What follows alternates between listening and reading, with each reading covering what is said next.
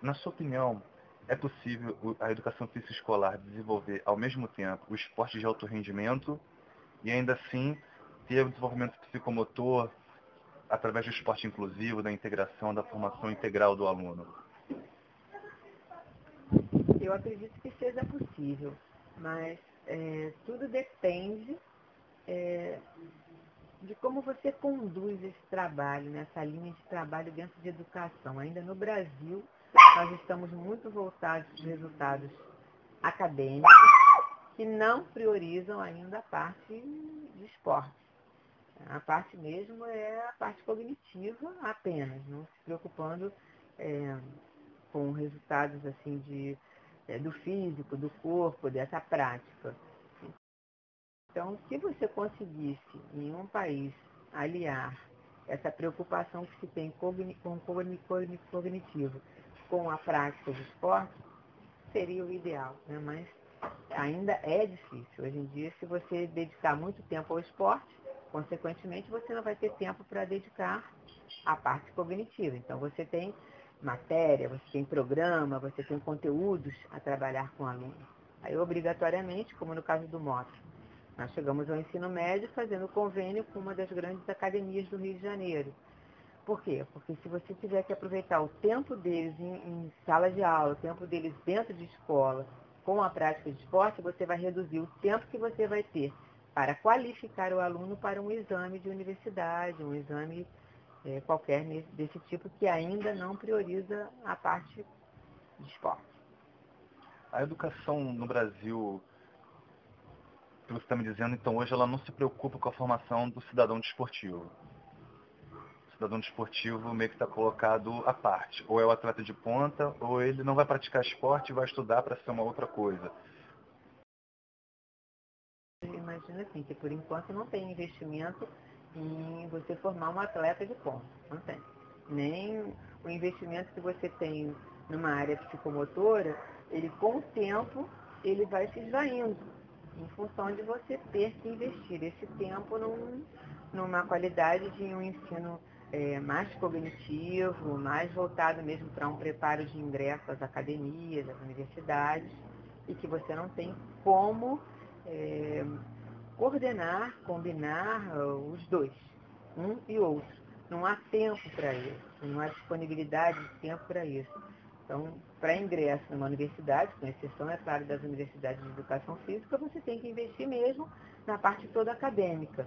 E com isso, que tempo o aluno tem para praticar um esporte? Tem que ter muito incentivo e muita vontade. Ainda que você comece de berço, aqui no Brasil não existe essa possibilidade de você manter isso a um longo prazo, chegando até um ensino médio, por exemplo.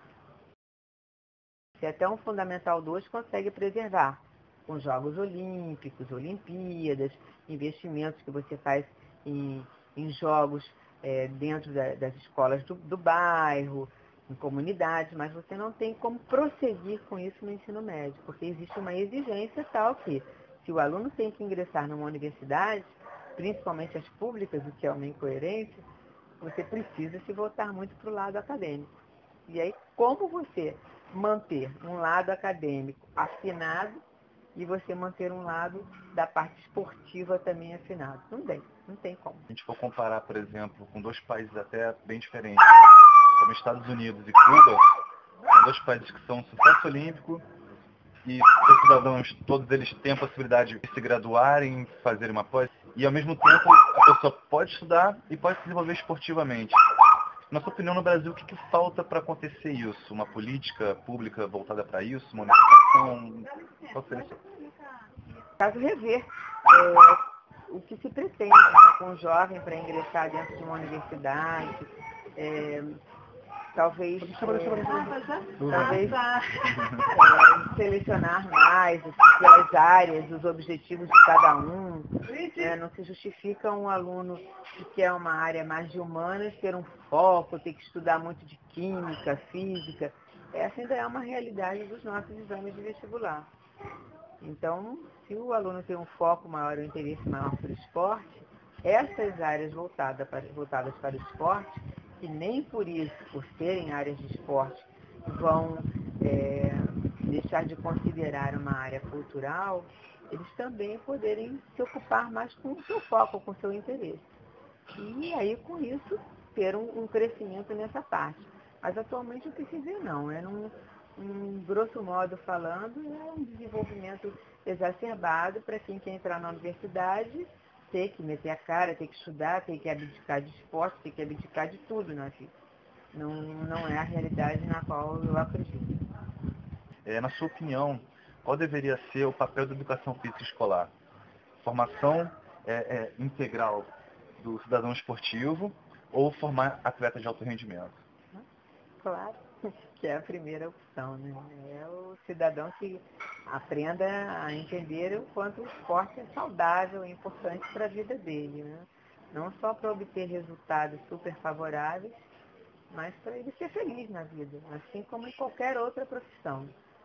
De nada adianta ele ser um profissional que até possa ganhar muito dinheiro na profissão dele, se ele não for feliz com o que ele fizer.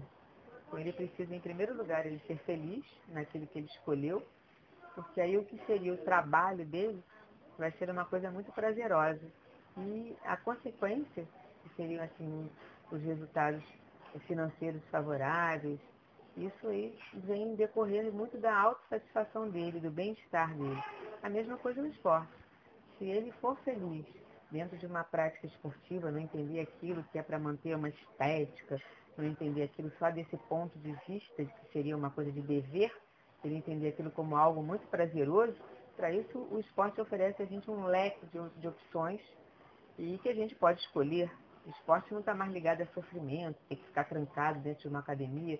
Hoje há 1000 recursos em que você pode praticar a sua qualidade de vida, se desenvolver bem fisicamente e ser feliz consigo próprio. Então, é essa a intenção. Tanto no esporte quanto em qualquer outra área, é importante que a gente tenha felicidade dentro da gente com o que a gente faz. E o resultado, tanto financeiro quanto qualquer outro, vai ser muito da nossa autossatisfação por aquilo que a gente realiza. Tá bom. Queria agradecer a professora Regina Canedo, que me concedeu essa entrevista. Até a próxima. Tchau.